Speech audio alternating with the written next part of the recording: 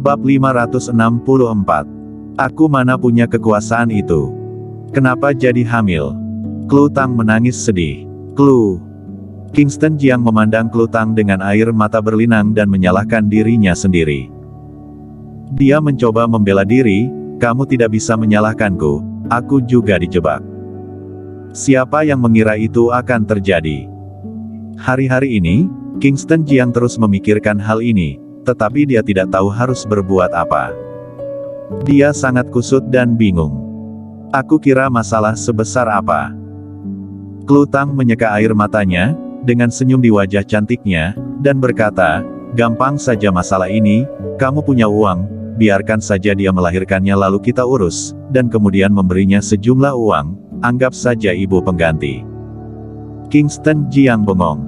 Dia tidak menyangka Klu Tang akan mengucapkan kata-kata seperti itu. Cepat, pergi mandi. Dia mendorong Kingston Jiang. Kingston Jiang pergi ke kamar mandi dalam keadaan linglung. Dan Klu Tang terduduk lemah di tempat tidur. Apalagi yang bisa dia lakukan sekarang? Hanya dengan membiarkan Selviayi melahirkannya, paling dia yang urus anaknya. Selama Kingston Jiang ada di sisinya, maka dia bisa mentolerir hal ini. Kingston Jiang selesai mandi dengan cepat. Sebelum naik ke tempat tidur, Klu Tang sudah menariknya ke tempat tidur dan berinisiatif untuk menciumnya. Aku juga ingin memberimu bayi. Dia sangat antusias, aktif, dan gila. Malam berlalu dalam diam. Kingston Jiang bangun keesokan paginya, tapi tidak menemukan siapapun di sampingnya. Dia berdiri dengan ragu, berpakaian, berjalan keluar ruangan dan pergi ke halaman. Klu Tang sudah berlatih di halaman. Klu Tang juga memperhatikan kedatangan Kingston Jiang, tetapi tidak berhenti, malah terus berlatih Qigong rasi bintang.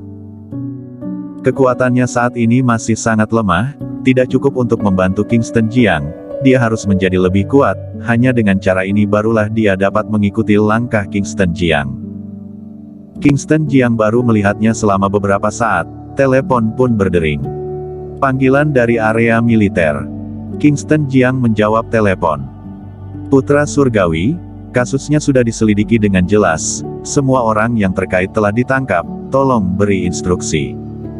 Itu dari Bobby Ma. Tadi malam, Kingston Jiang memberitahu dan dia langsung pergi untuk menyelidikinya.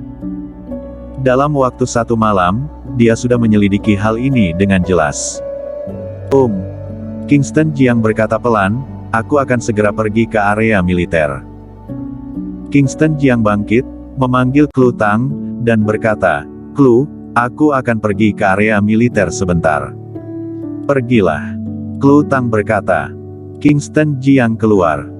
Di pintu, ada kendaraan militer yang diparkir, saat dia akan masuk. Dia melihat seorang wanita cantik berjalan dengan membawa mantel, tetapi dihalangi oleh penjaga. Dia segera berjalan mendekat. Ketika Yurikake melihat Kingston Jiang datang, dia menyapanya dari jauh dan memanggil, Kak Kingston. Kingston Jiang berjalan mendekat, menghentikan penjaga, dan berkata, pergilah. Baik. Beberapa penjaga itu mundur. Yurikake menyerahkan pakaian di tangannya, dengan senyum di wajah cantiknya, menunjukkan 2 lesung pipit yang dangkal, dan berkata, pakaianmu, aku sudah mencucinya. Kingston Jiang mengambilnya dan berkata, aku telah mengirim seseorang untuk menyelidiki urusan keluarga kamu. Aku akan pergi ke area militer untuk menanyakan detailnya. Ikutlah denganku. Secepat ini. Yurikake terkejut. Kingston Jiang baru mengetahui kejadian ini tadi malam. Hanya dalam waktu 1 malam, sudah diselidiki jelas, apa tidak terlalu cepat? Setelah terdiam sebentar, dia berkata, ya. Ayo pergi. Kingston Jiang berbalik dan melambaikan tangan ke kendaraan militer di belakangnya. Sopir memajukan mobil dan berhenti di depan Kingston Jiang. Keduanya masuk ke dalam mobil. Segera, mereka sudah tiba di markas tentara api merah. Kantor Putra Surgawi. Kingston Jiang duduk di kursi kantor, dan Yurikake duduk di samping. Bobby Ma sudah lama menunggu. Dia begadang semalaman dan tinggal di area militer. Dia menyerahkan informasi dan berkata, Putra surgawi, semua ada di sini. New Blue Electronics bangkrut, diduga karena terlibat dalam pertikaian beberapa raksasa teknologi. New Blue Electronics telah menguasai teknologi baru. Ada sebuah keluarga ingin membeli dengan harga murah tetapi ditolak, jadi memakai cara yang tidak benar. Kingston Jiang melihat informasi data penyelidikannya. Dalam informasi itu, runtutan masalah dicatat secara rinci. Perusahaan New Blue Electronics bukanlah pemimpin dalam perusahaan teknologi. Selama bertahun-tahun telah meneliti teknologi baru dan akhirnya membuat terobosan besar. Ketika New Blue Electronics berencana untuk menunjukkan prestasi, keluarga Tao menginginkan teknologi baru ini. Keluarga Tao juga sebuah keluarga besar di ibu kota, terutama bergerak di bidang produk teknologi. Perusahaan teknologi keluarga Tao juga adalah yang paling maju di negara ini. Keluarga Tao mengetahui bahwa New Blue Electronics telah menguasai teknologi baru dan berencana menghabiskan beberapa juta untuk membelinya, tetapi ditolak. Oleh karena itu, keluarga Tao mulai membuat rencana. New Blue Electronics bangkrut dan terlilit hutang, tetapi tidak berhasil mendapatkan teknologinya. Informasi tentang teknologi tersebut dibawa oleh bos New Blue Electronics dan melarikan diri. Keluarga Tao tidak menyerah dan mulai menekan Yurika Kai dan ibunya, mencoba memaksa bos New Blue Electronics keluar. Oleh karena itu, Yurika Kai dipecat dan tidak punya pilihan selain pergi ke bar untuk bernyanyi. Setelah Kingston Jiang membacanya, dia melemparkan informasi itu kepada Yurika Kai dan berkata, "Coba lihat." Yurika Kai melihatnya. Dan Bobby Ma melanjutkan berbicara, "Putra surgawi, yang merencanakan semua ini adalah seorang manajer perusahaan teknologi keluarga Tao. Orang ini bernama Yohanes Tao, anak dari kepala keluarga Tao. Orang ini telah ditangkap."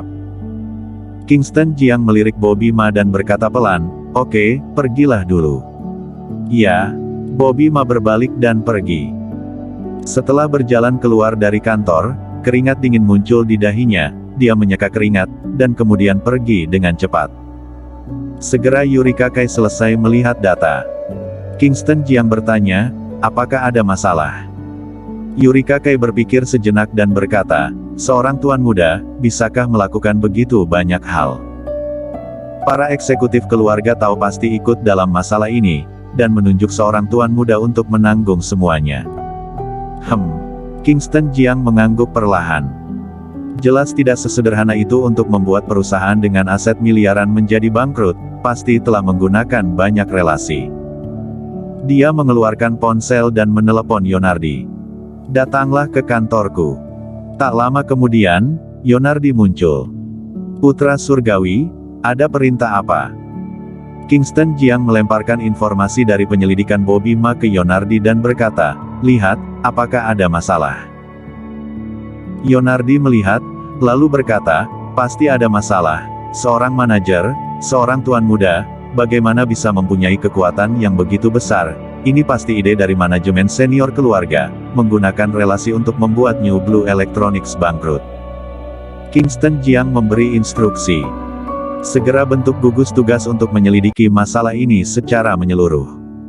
Omong-omong, periksa Jenderal Ma untuk melihat bagaimana hubungannya dengan keluarga Tao. Saat mengerjakan tugas ini, apakah dia menerima manfaat dari keluarga Tao?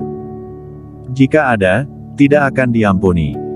Mendengar itu, tubuh Yonardi bergetar. Dia segera berkata, "Putra surgawi, pangkat Jenderal Ma bintang 3.